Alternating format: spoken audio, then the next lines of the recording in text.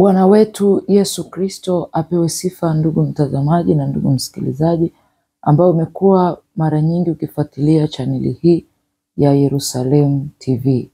Hii ni sauti ya mtu aliye nyikani, tukitengeneza nyikani njia kuu ya Bwana Mungu wetu na tukiendelea kuyanyoosha mapito yake. Maana kila bonde litajazwa na kila kilima kitashushwa. Na pale ambapo umepindishwa usipate kujua ile kweli, basi Bwana ameniweka na amenileta tena kwa kuelekeza juu ya kile ambacho kinaweza kikawa giza kwako na kinaweza kikawa kimeleta sintofahamu na maswali mengi sana katika kichwa chako kwa habari ya swala zima ya kile kinachoendelea katika kanisa la ufufuo na uzima. Ni utimilifu wa kile Bwana alichowahi kuniagiza niwafikishie. Kwa hicho kinachoendelea, kila palipopinda patanyoshwa. Kwa hiyo tumeona yale ambayo yanajitokeza hata tunapozungumza sasa, na ujumbe huu ninautoa tarehe 2 ya mwezi wa 6 mwaka 2025 kwa kile ambacho kinachojiri hivi sasa.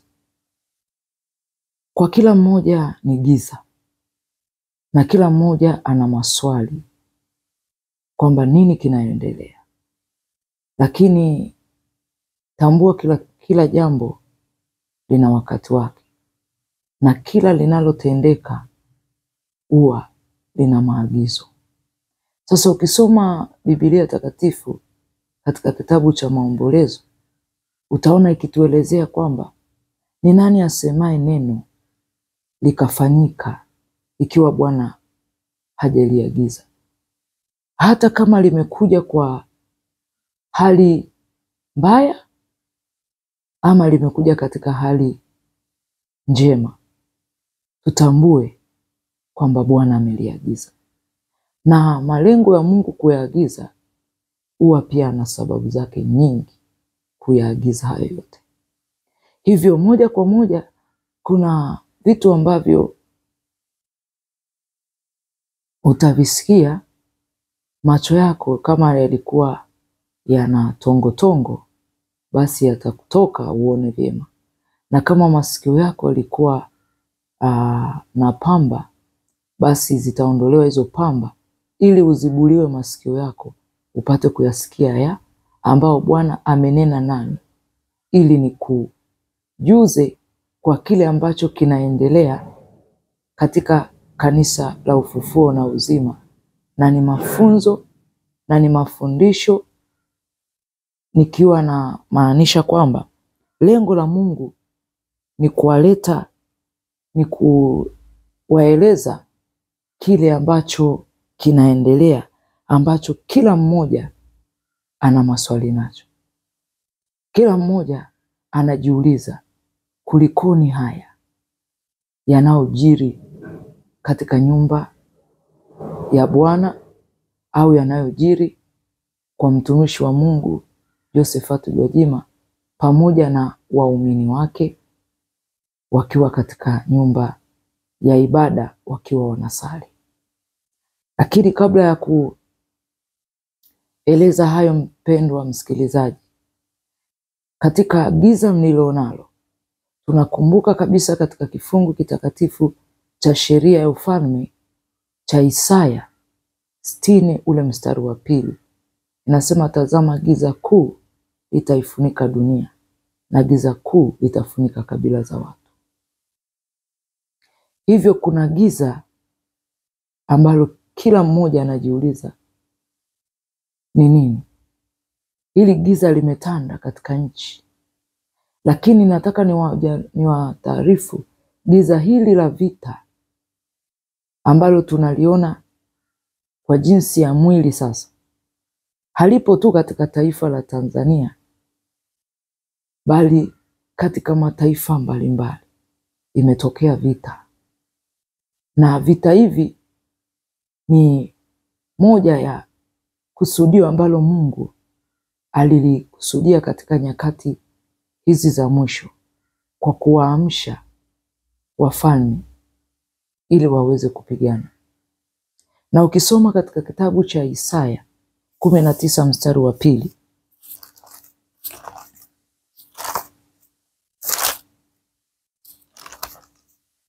Isaya 19 mstari wa 2 nasema, nami nitawaamsha wa Misri juu ya Misri, nao watapigana,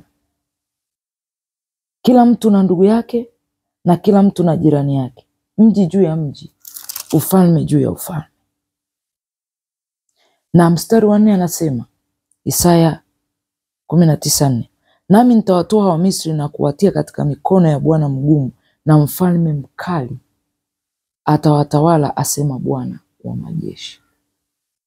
Nimekuwa mara nyingi sana nikizunguka katika pembe mbalimbali za mikoa hii ya Tanzania, iwe unajua ama ujui, yote nikiwahabarisha watu kwa habari ya vita ambavyo vinaikabili nchi mbalimbali. Na vita hivi vinavyokabili nchi mbalimbali, nimeeleza kwamba ni Bwana anaamsha vita. Kwa ni Bwana anapokuwa anaamsha vita, ana lengo la kuamsha vita hivi. Na wakati huo nilipokuwa naelezea kwa habari ya vita, Bwana anaamsha mji juu ya mji, mji juu ya mji, jirani na jirani, ufalme juu ya ufalme.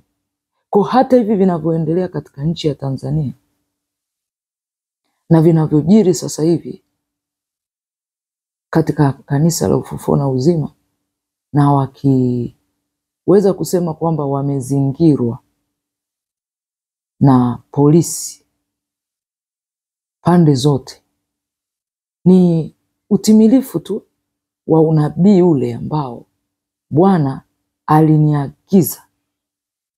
Narudia tena, aliniagiza niweze kuwafikishia pale katika nyumba ya Ufufuo na Uzima.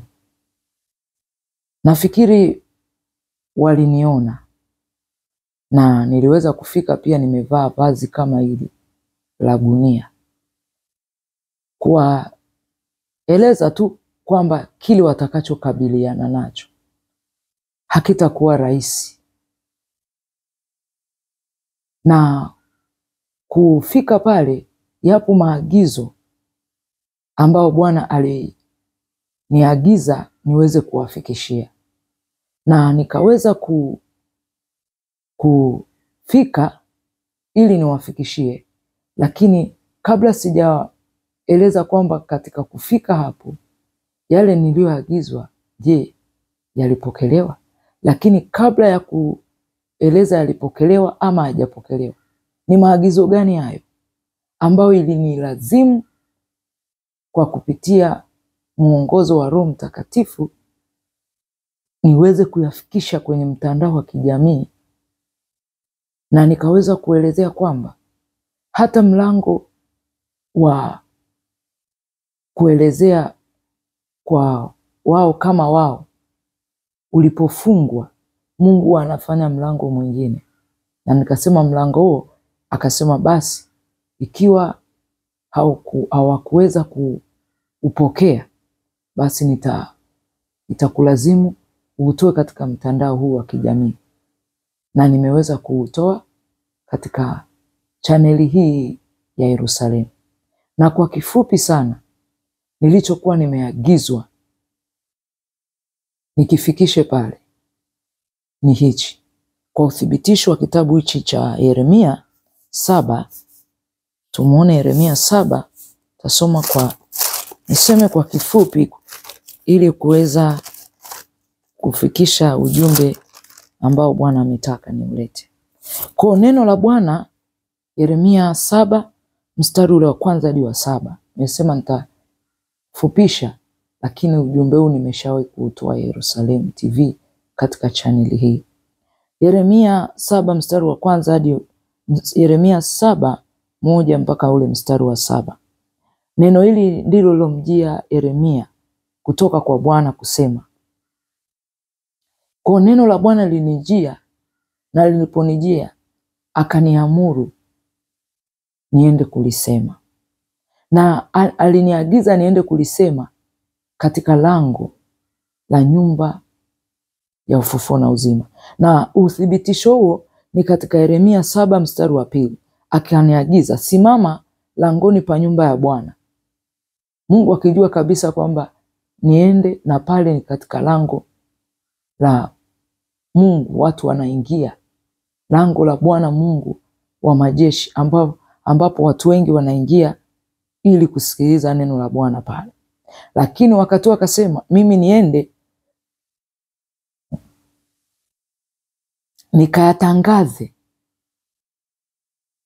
nikatangaze hapo neno hili ukisema, sikilizeni neno la Bwana ninyi nyote wa Yuda, kwamba inipase kuwaambia kwamba wasikilize wote wanaoingia katika malango haya ili wamwabudu Bwana. Mstari wa 3. Bwana wa majeshi, Mungu wa Israeli asema hivi. Lakini napoelezea hapa na jaribu kuwaelezea kwamba sikuweza kusikilizwa, ila nataka tu niwaambie, niliyatoa kwenye mtandao, ila nimefanya kurudia kama marudio kidogo, ili wanao wapate kujua kwamba pamoja na kwamba hawakuweza kunipa nafasi waweze kunisikiliza, basi imenilazimu kwa kupitia mwongozo wa Roho Mtakatifu niwaambie niliyatoa kwenye mtandao, na sasa kile kinachoendelea nieleze nini ambacho Mungu alitaka wakipate, ili wasifikie haya ambao wanayakabiliana nao sasa. Kwa hiyo Bwana wa majeshi akasema, Bwana wa majeshi, Mungu wa Israeli asema hivi, tengenezeni njia zenu. Kwa hiyo agizo nilikuwa nimepewa nifikishe pale ni waambie watengeneze njia zao na matendo yao, nami niwakalishe mahali hapa. Kwa hiyo Mungu akawa anaona kwamba yapo ambayo kama kanisa kuna ambao hawajayatekeleza kwa kutokwenda katika matendo yenye kumpendeza Mungu, na kutokwenda katika njia iwapasayo kuenenda sawasawa na kile ambacho Mungu amewaagiza. Hivyo Mungu akasema niwaambie kwamba msitumainie maneno ya uongo mkisema ili hekalu la Bwana, hekalu la Bwana, hekalu la Bwana ndio haya. Akaniambia kwamba maana kama mkitengeneza kabisa njia zenu na matendo yenu, niwaambie, kama mkihukumu hukumu ya haki kati ya mtu na jirani yake. Wengine maagizo ni kwamba watoe hukumu za haki. Kama mmuonee mgeni, maana kuna watu wengine wanaweza kuja hapo kama mimi nilivyofika, kama mwingine ambaye anaweza akawa amefika, lakini msisikilize, wakati iliali mnajua maandiko matakatifu anasema wapokeeni wageni, kwa maana mnaweza mkapokea malaika pasipo kujua. Kwa hiyo tunaona kwa mzee Lutu waliweza kufika watumishi wa Mungu wawili, na mimi hapo niliweza kufika pamoja. Naweza nikasema ni mtumishi wa Mungu, lakini kwa namna nyingine ni mume wangu. Nikaweza kufika katika nyumba hiyo kama vile walivyoagizwa watu wawili katika nyumba ya mzee Lutu. Yeye aliwakaribisha, akawapokea na akawasikiliza yale ambayo Bwana ameagiza. Lengo ni kwamba Mungu alitaka kuwaepusha na kile alichokuwa amekusudia kukitenda Sodoma na Gomora.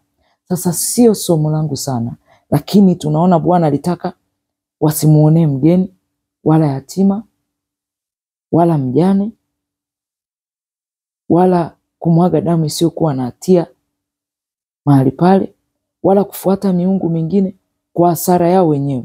Ndipo Bwana akasema wangeyapokea haya.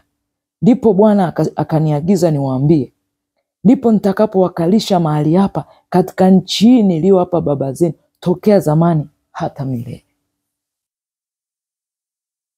Hivyo Bwana alitaka awakalishe kwa kuhakikisha kwamba kuna yale ambayo anaona kama mwanadamu hawajayatekeleza, basi anaagiza watumishi wake watekeleze. Lengo la Mungu atimize neno lake alilowaambia baba zetu wa zamani, nitawakalisha mahali hapo kwa amani. Sasa leo tunaona kile ambacho kinajiri mahali hapo. Hakuna tena kukaa katika eneo hilo kwa amani, na yote yanapelekea kukuta watu hawa hawezi kukaa katika amani ile ambayo Bwana alitaka baada ya wao kutokupokea ujumbe huu.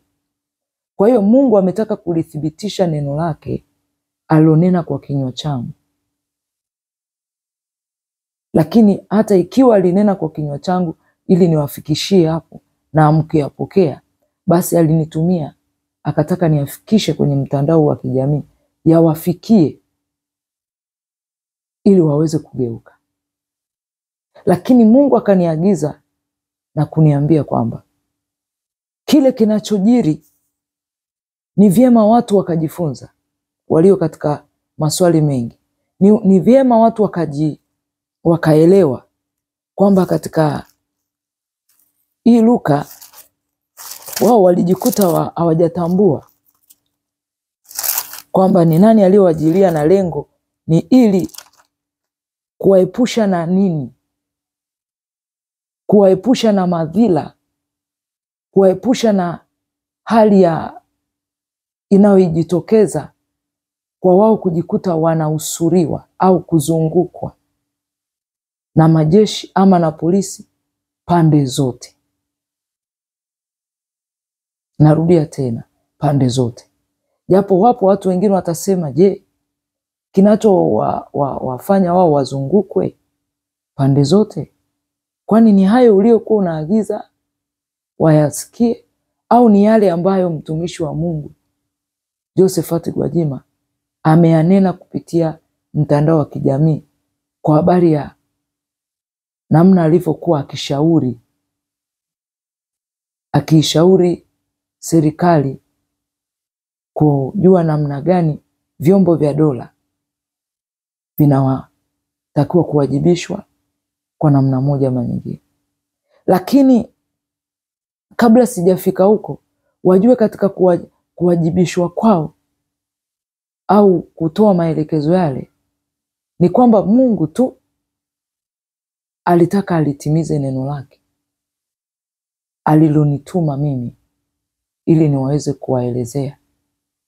Lakini pale ambapo hawakutaka kuyapokea yale, wakanitoa, naweza nikasema hakika walinitoa kama kitu kisichofaa, kana kwamba hawaelewi kwamba kuna wajumbe, ili hali ni watumishi wa Mungu, ili hali kwamba hawajui kwamba sikuja kwa lengo baya, wala Mungu hakunituma pale kwa nia mbaya. Kuna namna alitaka kuwaepusha, kwa maana majira kama haya na nyakati kama hizi yapo ambao Mungu ameamuru yatimie ulimwenguni kote, kwa habari ya kuamuru, kuamsha wafalme ili wapigane, na sio tu kupigana, na kuteka, kufanya mateka. Kwa hili swala la umateka linalokabili nchi au linalokabili mataifa mbalimbali duniani, ni agizo la Mungu. Lakini mpaka kutokea mateka haya, ni moja ya uovu na maasi ambayo yanaendelea kufanya nini? Kujiri. Kwa walivyonitoa kama kitu kisichofaa, ndipo Bwana akaniambia, sheria yangu ni msumeno, ukata huku na huku. Kama walivyokutoa, nao ndivyo watakavyotolewa. Narudia tena, ndivyo watakavyotolewa. Lakini kabla ya wao kutolewa, Manake kutolewa lazima wafike watu ambao Bwana naye atawaamuru watolewe. Lakini kabla sijaelezea hao ambao ya watu kutolewa, mimi Mungu aliniagiza kwamba kwa kuwa wamekutoa, na wewe utambue kwamba unakaa kati ya nyumba ya walioniasi, wasiosikia sauti yangu, kama ninavyowaagiza watumishi wangu mbalimbali au manabii wakaseme nao, kwa lengo la wao kubadili mwenendo wao na njia zao zisizofaa, ili niwakalishe katika nchi niliyowaahidi baba zao kwamba watakaa kwa amani. Sasa kile ambacho kinachojiri ni kwa uthibitisho wa kitabu cha Luka kwamba hawakutaka kusikia. Luka 19 mstari wa 41 unasema, alipofika karibu aliuona mji akaulilia. Kwa Mungu anafikisha watu na walio na neno, maanake ukiwa na neno una Mungu, maana Mungu ni neno. Kwa Mungu anaweza akafika kwa mithili ya sura ya mwanadamu ili akufikishie ujumbe wake, ama ili akuelekeze njia ambayo utakayoiendea, kwa maana Mungu ni mhukumu wa haki. Atawezaje kutimiza mkae katika amani katika nchi aliyoahidia baba zenu, ili hali hapo maelekezo na maagizo aliyoyatoa kwenu kama kanisa la Ufufuo na Uzima na makanisa mengine yote, lakini leo naelezea kinachojiri katika kanisa la Ufufuo na Uzima. Maagizo yote yasitekelezwe. Hivyo anapoona hali kama hiyo haipo, anaulilia. Lakini anapoulilia anaagiza watu, akisema mstari wa pili, akisema, laiti mngalijua hata wewe katika siku hii yapasayo amani, lakini sasa yalifichwa machoni penu. Kwa hiyo kile kitendo cha watu kufika mahali hapo, ama mimi kufika katika kanisa hilo la Nguvu la Ufufuo na Uzima, baada ya kufika hapo na kutokuweza kupokea ule ujumbe ambao nilikuwa naelekezwa niwafikishie, lengo la Mungu ni mtengeneze njia, muendelee kukaa katika hali ya amani, mkisali kama ilivyotokea hamuoni tena amani.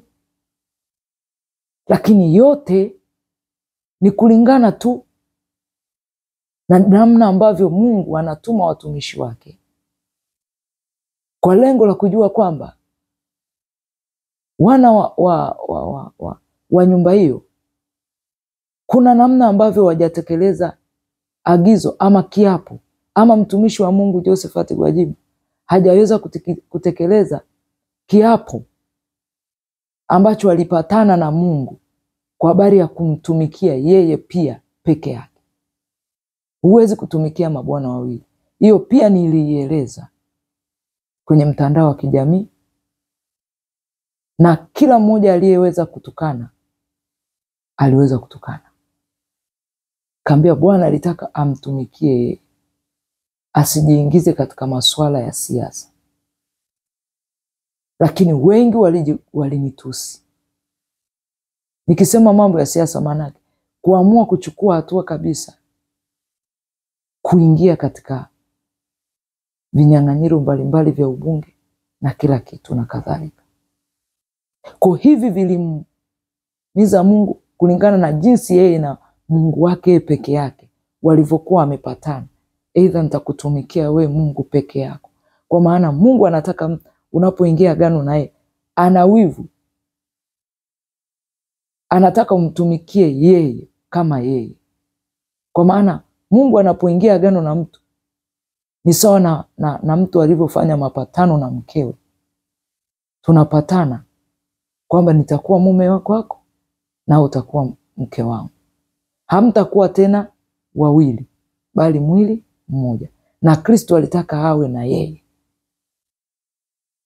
Sasa tusifike sana huko, lakini nachotaka kukieleza, Bwana akasema laiti wangalijua iwapasayo amani, lakini hilo lilifichwa machoni pao.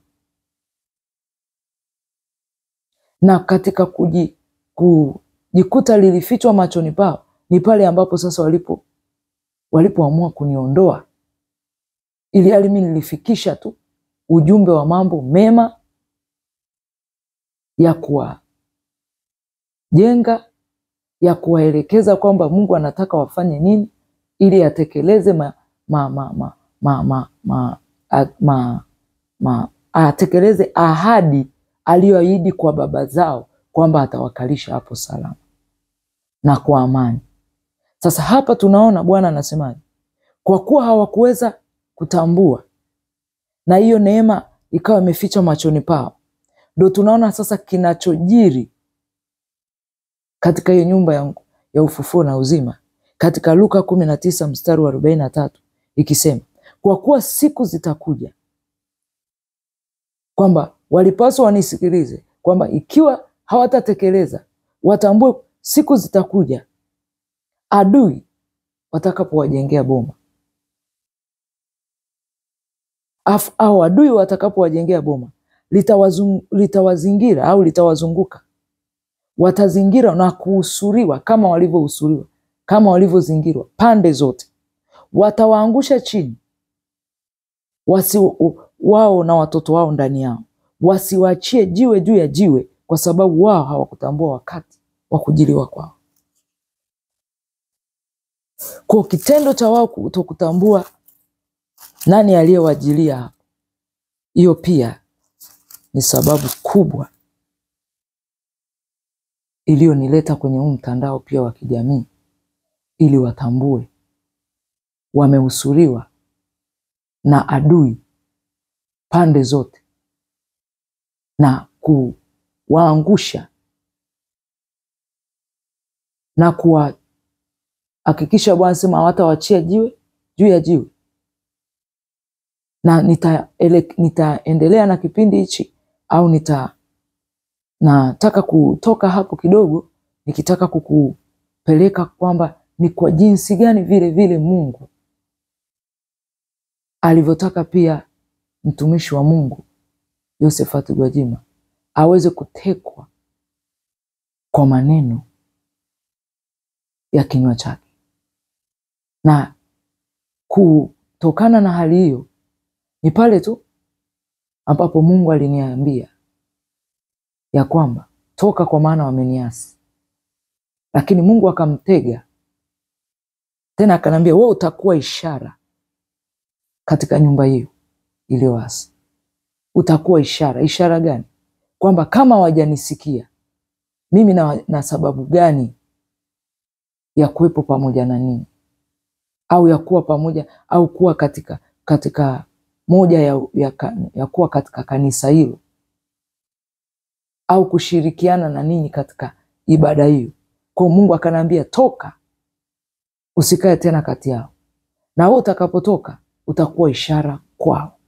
Na nikaweza kutoa tena unabii kwamba mimi natoka, na hata nilipotoka kila mtu aliweza kunyanyua kinywa, ni muasi huyu, ni muasi huyu. Lakini msitambue kwamba nilipewa ujumbe na nilipewa neno na Mungu kwamba yanipasa kutoka.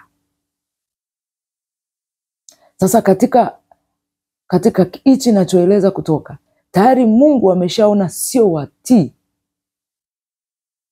na sio watu wa kuisikia sauti yake kwa kupitia watumishi wake au manabii. Mungu akaona ni kwa jinsi gani pia naye atamnasa. Lakini watu wakijua kwamba anachokinena kama sehemu ya kutetea au kuelezea juu ya utekaji nyara, asijue kwamba Bwana ametandika wavu ili anaswe kwa maneno ya kinywa chake, ili litimie lile neno ambalo Ezekia aliambiwa funga vyombo tayari kwa uhamisho, ambao nami ndivyo nilivyoambiwa, funga vyombo, uhame eneo hilo, utoke kwenye huduma hiyo, utoke kwenye kanisa hilo. Kwa uthibitisho wa kitabu cha Hezekia 12 mstari wa 1 unasema hadi wa 2, neno la Bwana likanijia tena kusema, mwanadamu, wewe unakaa kati ya nyumba iliyoasi, watu ambao wana macho ya kuona ila hawaoni, wana masikio ya kusikia ila hawasikii, kwa maana ni nyumba iliyoasi. Kwa nilipofika hapo wakutaka kunisikia, na niliweza kuielezea huku baada ya watu wengi kunirejea na kuniambia, kwani usimfikishie ujumbe wake peke yake? Karudi nikawaambia kwamba nilifika, na sio mara moja, mara 2, na wakati huo Bwana akiwa ananiagiza nifike, kila napofika siwezi kusikilizwa. Na wapo ambao pia katika awamu ya 2 niliyofika, wapo ambao waliweza kunitoa kwamba hustahili. Kwa hiyo kama mlivyonitoa, na ndivyo na ninyi mnatolewa, kwa maana ni jino kwa jino. Tunajua Mungu asema uwae kwa upanga, ataua kwa upanga. Kwa hichi ninachojaribu kukielezea, Bwana alipoagiza kwamba nitoke, wakati huu nilikuwa pia na huduma nikiwa naiendesha. Kwa wakati natoka, hata aliyo unapowaambia watu kwamba sijasikizwa, wapo ambao nao wanaamua sasa inakuaje, wanaamua kutoka. Wengine hawakuweza kutuelewa kwa nini mimi na mtumishi wa Mungu ambaye Mungu alitupa kazi pamoja tukaamua kutoka. Hawakujua ni agizo la Mungu tuliopewa tutoke. Na katika kutoka kuna hali ambao washirika wanaweza kuwa wanajiuliza, kulikoni hao wanatoka? Kwa wengine wakawa wametawanyika. Lakini Mungu akitaka kuonyesha kwamba ni jinsi gani kwamba kama tulivyoambiwa tutoke na watu watatawanyika, ndivyo kanisa lake nalo Mungu atamtoa nalo, kanisa la ufufuo na uzima, watu watatawanyika kutimiza unabii. Kwa mujibu wa kifungu hichi cha Hezekia kwamba walikataa kusikiliza. Na katika Hezekia 12 mstari wa 3 inasema, basi mwanadamu, funga tayari vyombo kwa uhamisho, uhame.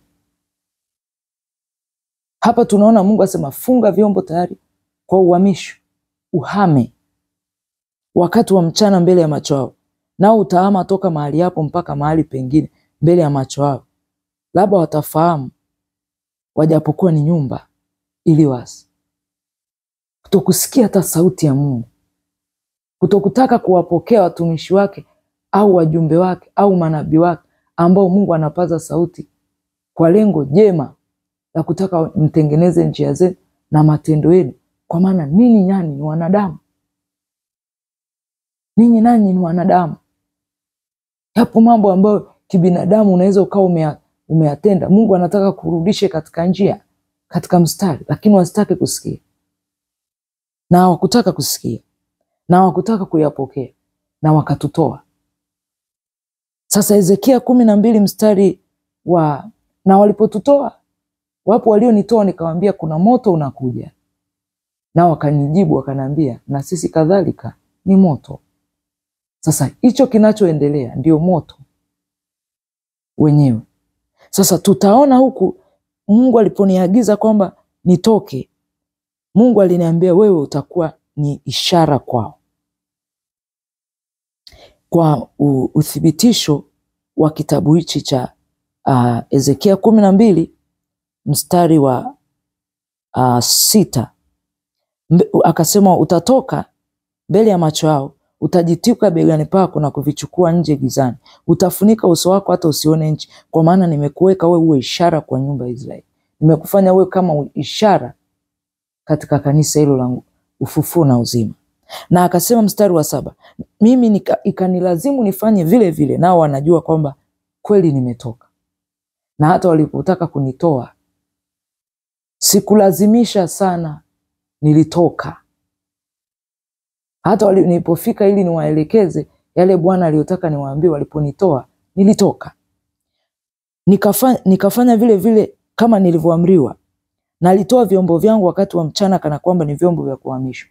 Kwamba nilipotoka wapo ambao pia niliambatana nao, na katika huduma niliyokuwa nimeianza, nilipotoka wako na vyombo ambavyo Mungu aliniambia unapotoka katika huduma yao ya kupasa na hivyo vyombo ambao pia ni moja ya watoto wake, ni vyombo pamoja na washirika, ni pamoja na wale ambao Bwana alikuwa amewaweka chini yetu, ili nao wafanye nini? Waweze kutoka. Kwa hiyo tutoke nao. Sasa Mungu hapa wakati huo akaniagiza, akanambia kwamba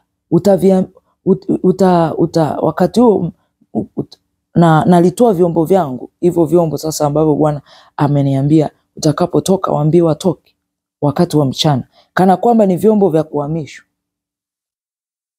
Na wakati wa jioni nitatoboa ukuta kwa mkono wangu, nikavitoa gizani, nikavichukua begani mbele ya macho yao. Asubuhi neno la Bwana likanijia kusema, mwanadamu, Ezekieli 12:9, mwanadamu, nyumba ya Israeli, je, nyumba ile iliyoasi, nyumba ile iliyoasi kusikia sauti ya Mungu, maagizo ya Mungu, kuwapokea hata watumishi wake, nyumba ile iliyoasi kwamba mtumishi wa Mungu aliniagiza nikuambie kwamba umejichanganya na mataifa, umejichanganya na hutaki kugeuzwa, kwa maana kutokutaka kuwasikia wajumbe au kutotaka kunisikia au wale pia waumini wako na wale wa viongozi wachungaji walio chini yako, kutokutaka nao kusikia, moja kwa moja ni kwamba hawataki kugeuzwa na Mungu, kwa uthibitisho wa kimaandiko kwamba geuzeni njia zenu, tengenezeni matendo yenu. Anataka kuwageuza ili muelekee tena katika njia zake, awakalishe katika kilima kitakatifu, katika eneo hilo. Maana pale Kibo pia watu wanasema liko mlimani, niwakalishe katika mlima wangu, nyumba yangu takatifu. Lakini wasitake kusikia. Akasema, je, walikuambia unafanya nini wewe? Hata kama hawakuwa na muda wa kutaka kunioji kwamba mimi nimefanya nini, au labda kwa hali zao wakawaza kwamba nimeasi, au wale baadhi ya waliotoka pamoja nami wakadai kwamba wameasi, waambie Bwana Mungu asema hivi, ufunuo huo wa mimi kuhamishwa na wengine kuhama ulikuwa unamhusu mkuu wa Yerusalemu, kimaanisha ulikuwa unamhusu kiongozi, mchungaji, kiongozi wa ufufuo na uzima, na nyumba yote ya hao wana wa Israeli walio kati yao, ama hao wana wa ufufuo walio kati ya yeye na wao. Mstari wa 11, Ezekiel 12:11, akasema, sema mimi ni ishara kwenu kama mimi nilivyotenda kwa kuamuriwa na Mungu nihame, na nikaweza kuitii sauti ya Mungu, wao nao watatendwa. Ndio hicho kinachojiri. Kwa hiyo sasa hivi wao wanatendwa vile vile, watahamishwa, watakwenda kufungwa. Ndio maana kuna baadhi ya waumini nao wa kanisa la ufufuo na uzima wamechukuliwa na hilo jeshi ama polisi waliowausuru, waliowazunguka, ili kutimiza yale Bwana aliyokuwa ameniagiza, ila wao wasitaki, ili wakae kwa amani. Sasa Bwana akaniambia pia kile ambacho wao wanatendewa, kile ambacho upendi kumtendea mwenzako, wewe ambacho upendi kutenda, kile ambacho upendi kutenda au kutendewa, usimtendee mwingine.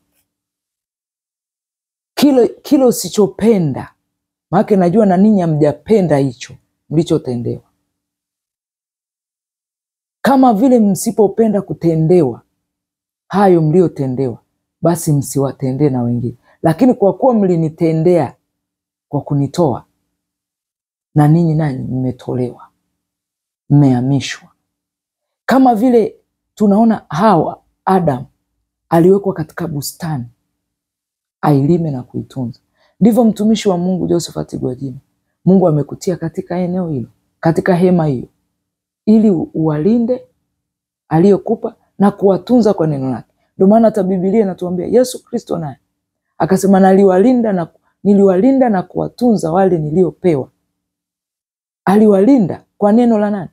Kwa neno la Mungu. Ni ule mmoja tu katika wale thenashara 12 ambaye alipotoka, ambaye alikosa ili maandiko yatimie, kwa akahamishwa. Kwa nawe unahamishwa kama vile ambavyo Adamu alivyokosea, alivyoasi kwa yale aliyoambiwa asiyatende, akayatenda. Na kwa kile ambacho Bwana pia ambacho nilipofika kuwapa ujumbe hamkutaka kupokea, hiyo pia kwa Mungu ni uasi. Pale Mungu aliponipa pia ujumbe nifikishe pia kwa habari ya kwamba umejichanganya na mataifa, ni mkate usiogeuzwa. Geuka. Mungu akitaka, mwanangu geuka, akiwa na lengo jema nao, akiwa na malengo ya dhati. Lakini ni matusi ya ajabu kwamba Mungu amemtuma kule kwa lengo la kwamba akageuze au akawabadili. Lakini hayo mnao yanena yangekuwa ni ndivyo, isingekuwa hali yanayokabili kule alikojiunga katika chama, moja kwa moja asingekabiliana na mashtumu anayokabiliana nao, kwa jinsi ambavyo yeye alikuwa kama sehemu anashauri, ili hali anakoshauri siku ambako Bwana anaweza kuwa uko ndani ya shimo au uko ndani ya moto, alafu huko unataka kuwasha moto, utakuunguza. Huko ndani ya moto unataka kuwasha, lazima na utalipuka. Kwa hicho ndicho kinachoendelea. Sasa Mungu akaniambia kinachojiri katika Ezekieli 12:12. Naye sasa atachukuliwa, yani mkuu, maana inamaanisha kanisa, mtumishi wa Mungu Josephat Gwajima. Naye mkuu aliye kati yao atachukuliwa begani katika giza, kwa maana mimi ni kwa ishara kwenu. Naye atatoka kwenda zake, atatoboa mahali ukutani, atatoka kwenda zake, watatoboa mahali ukutani, wapate kuvichukua vyombo vyao nje. Atafunika uso wake kwa sababu hata iona pia nchi kwa macho yake. Alafu mstari wa 13. Hapa kuna kitu nachotaka sasa kukielezea, kwamba yale ambao pia yanamsibu Mungu aliyaruhusu ayanene maneno yale kwa jinsi ambavyo aliweza kukaa na kuweza kueleza kwamba dola, vyombo vya dola pamoja na serikali husika, imewajibika kuhakikisha wanasimamia ulinzi na usalama ili kusitokee au kusiwe na hali kama hizi za matetesi ya utekaji. Lakini kumbuka, Mungu alitaka kwanza wafanye matengenezo, ili hata ikitokea ameyanena hayo awe pamoja na nani? Na Mungu, akimshika kwa mkono wa kuume wake yake. Hata hivyo vita vitakavyokuwa vimepigana ni sawa na wana wa Israeli walipokuwa hawana Mungu, walipoenda kutaka kupigana na Wafilisti, moja kwa moja walishindwa vibaya, kwa maana Mungu alikuwa hayuko kati yao. Kwa ndo maana nataka kukuthibitishia kwenye kitabu hichi cha Ezekieli 12 mstari wa 13, anasema tena wavu wangu nitautandika juu yake. Kwa Mungu anaeleza hapa ametandika wavu. Maana wavu ni kitu ambacho kutega samaki. Kwa yale maneno alionena Mungu aliyatia kama sehemu ya kumtega, ili amnase katika rima lake, ili amnase kupitia hao adui. Ndio maana tunasema tena wavu wangu nitautandika juu yake, naye atanaswa kwa mtego wangu, nami nitampeleka Babeli mpaka nchi ya Wakaldayo, lakini hataiona, ingawa atakufa huko. Kwa baada ya hapo mwingine ataweza kuwa na hoji sana, lakini ukisoma pia kitabu cha Mithali 6:2 inasema, nikufunulie hapa kwa jinsi ambavyo Bwana anasema nitatandika wavu juu yake, naye atanaswa. Ukisoma kitabu cha Mithali 6 ule mstari wa 2 inasema, basi umetegwa kwa maneno ya kinywa chako, umekamatwa kwa maneno ya kinywa chako.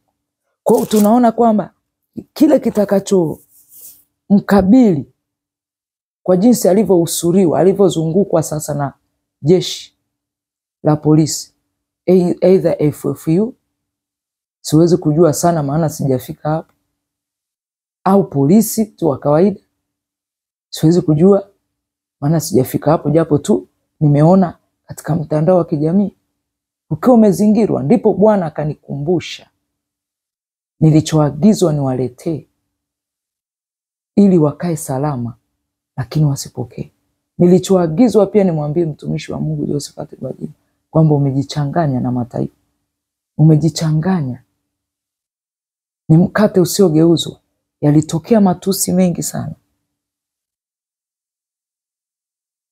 kana kwamba mimi nilichokisema kule alikoingia ni salama, au kule alikoingia ni sawa.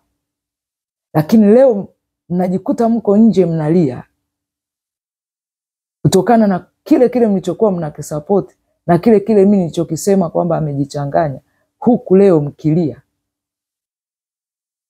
kwa yanayomkabili mchungaji ambaye anawaongoza ninyi kama kundi katika kanisa hilo la Ufufuo na Uzima. Mnaweza mkasema kwamba amlii, au mnasema kwamba amhuzuniki, au mnasema kwamba katika hayo yaliyowapata ni kawaida tu.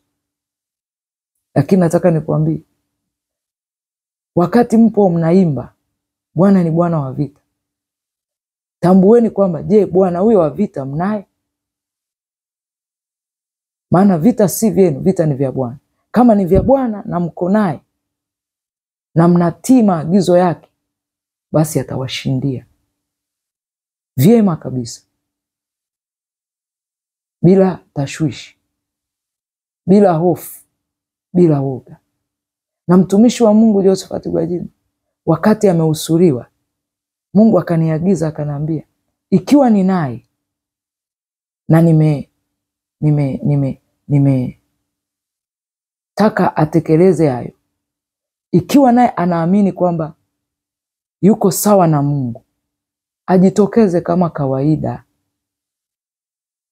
afike awaeleze kwamba mimi sina kosa, nimesimama tu kwa maelekezo ambayo Bwana amenipa, au nimesimama kama sehemu ya mtu ambaye nina lengo jema na nchi yangu, nina lengo jema na taifa langu. Ajitokeze ili awaambie au aweze kuyafikisha yale. Lakini Mungu anaona, na wa Tanzania mnaona jinsi ambavyo kwa namna moja ama nyingine anajichanganya. Wale waliozunguka anasema ni watu wema kwangu, lakini huku akisema akiwa ndani ya ofisi yake alikohusuriwa, akisema pia sijajua ni watekaji, sijajua ni watekaji. Kwa mimi nimefikisha niwaambie kwamba kama vile tunavyoona mataifa yanavyohusuriwa kwa makosa, kama vile tulivyoiona Israel ilivyohusuriwa na Gaza wakiwa usiku, wako kwenye sherehe zao, japo hapo walikuwa Ufufuo na Uzima walikuwa usiku, yamkini katika mkesha wakahusuriwa, wakazungirwa. Ni kama vile Israel ilivyoasi na ikahusuriwa, ikazungukwa na taifa la Gaza ama kwa namna nyingine wa Palestina. Kwa nao ndivyo ambavyo wamezingirwa. Na Waisraeli baadhi yao walitekwa, walichukuliwa, wengine wakapelekwa. Na walipopelekwa, ina maana tunaona na hapo pia kamanda Siro pia naye anadai kwamba nimewashikilia, kama vile tunavyoona Gaza ilivyosema pia kuna wana wa Israeli ambao walikuwa wamewashikilia. Kwa kukaa kuna vita, namna gani tutaweza wale walioshikiliwa kutolewa? Kwa kukaa kuna pigana vita, kuna mapigano. Kwa huku unakuta wana wa Israeli wanatakiwa washinde, lakini nao wanapigwa. Lakini kwa nini wanapigwa? Walikuwa wamemwasi Mungu, walikuwa wamemwacha Mungu.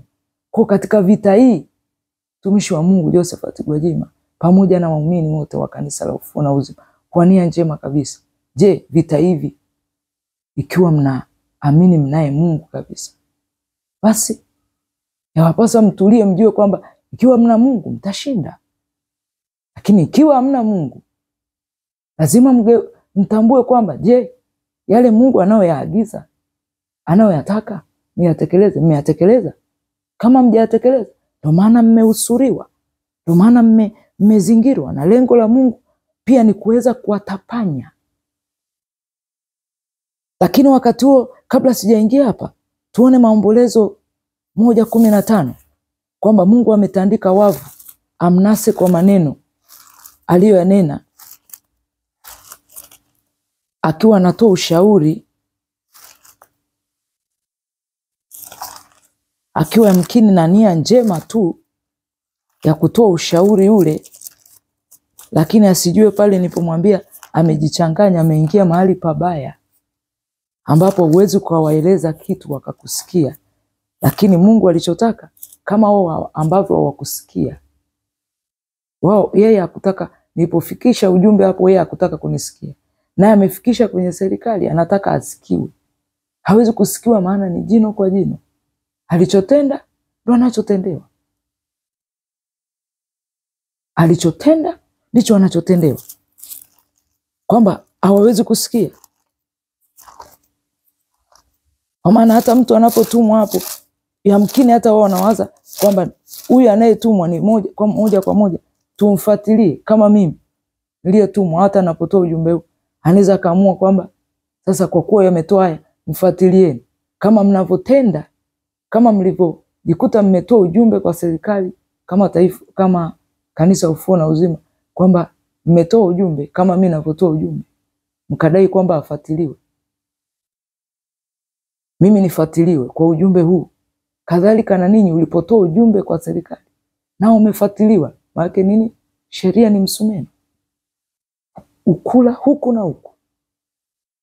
Hapo nimeelezea tu kama vile mfano ambao huenda wakataka kwamba baada ya mimi kutoa ujumbe huu kwa jinsi ambavyo Mungu amenielekeza, wao wakataka kunifuatilia.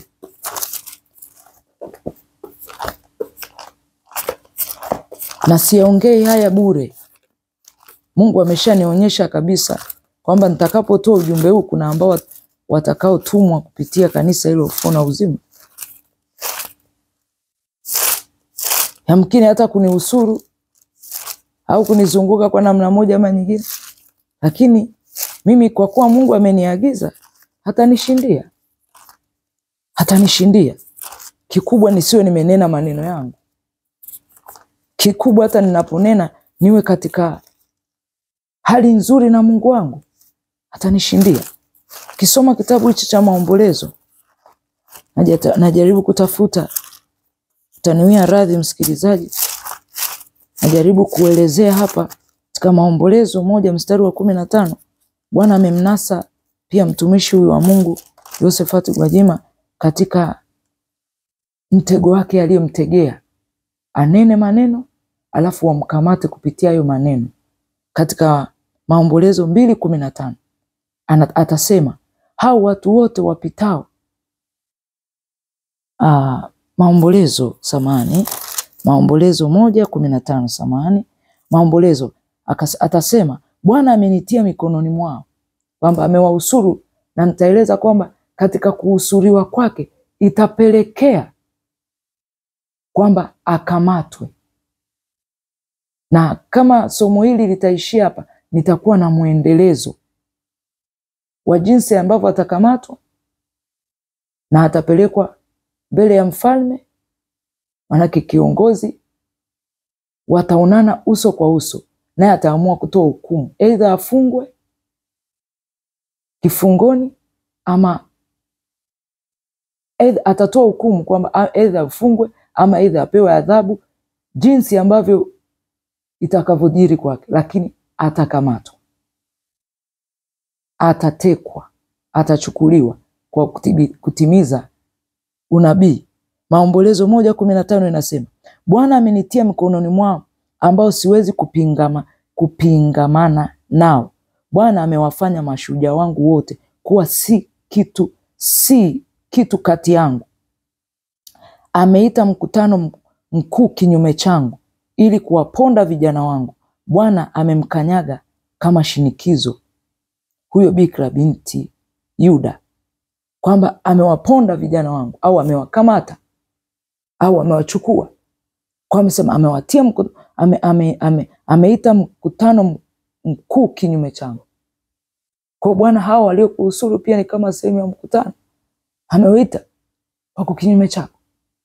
Na pale niweze kusahisha tu kidogo kwa jinsi ambavyo nimeelekezwa, niweze kuhitimisha, lakini itakuwa na mwendelezo wa sehemu ya pili. Kama kuna ujumbe ambao unashuhudiwa ndani yangu sija ukamilisha kulingana na sekunde na dakika za ujumbe huu unavyoelekea, basi tujue ya kwamba yote ambayo Mungu ameyanena kupitia kinywa cha mtumishi wake halitakawilishwa hata moja.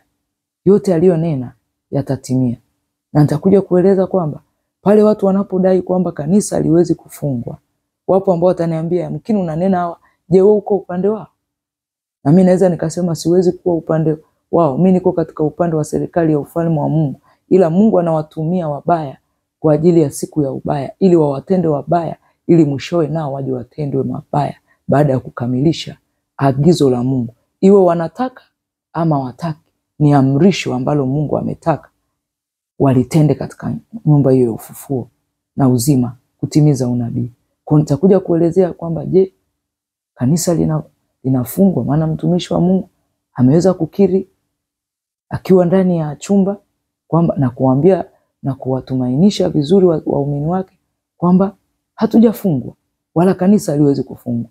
Lakini nitakuja kuelezea kwamba kama vile hata watumishi wa Mungu mbalimbali walisema kweli ya neno la Mungu, kama Yohana Mbatizaji alipoonya kwa habari ya alipozini, akamuonya, akachukuliwa, akapelekwa, akafungwa gerezani. Paulo na Sila nao akachukuliwa, akapelekwa gerezani. Kanisa likaomba.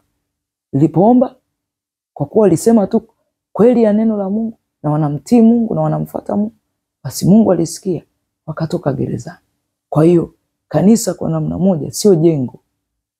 Mtu anayefungwa ni yule anayesema kweli.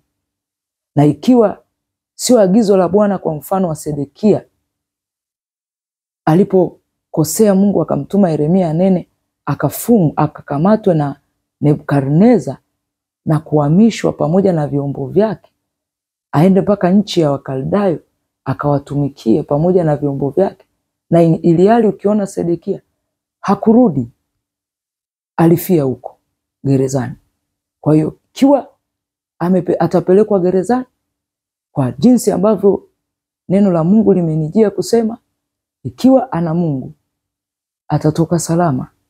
Ikiwa ana Mungu, ama waumini wake watakapoamua kuomba na kumsihi Bwana, yeye Mungu ana namna ambavyo wanaweza kutenda. Kwa tumwachie yeye ambaye ameanzisha vita hii, maana vita si vyao bali vita ni vya Bwana. Na ikiwa vita ni vya Bwana, yeye Bwana hata nyamaza kimya, atatekeleza kile ambacho wanaona ni halali yao wao kushinda, ama sio halali yao wana wa ufufuo kushinda. Kama ikiwa wana Mungu wakaingia katika vita wakipigana, Mungu wao washindia. La sivyo, hali ni mbaya na hali ni tete sana. Asomaye na afahamu neno hili ambalo Roho anena na kanisa. Nimeanena haya si kwa lengo baya. Nimeanena haya kwa ajili ya mafunzo na kuwafumbua macho wale ambao wana maswali, hawaoni nini hichi kinachoendelea, na wengine ambao hawaelewi, masikio yao yazibuke wapate kusikia neno hili ambalo Roho anena nanyi. Amen.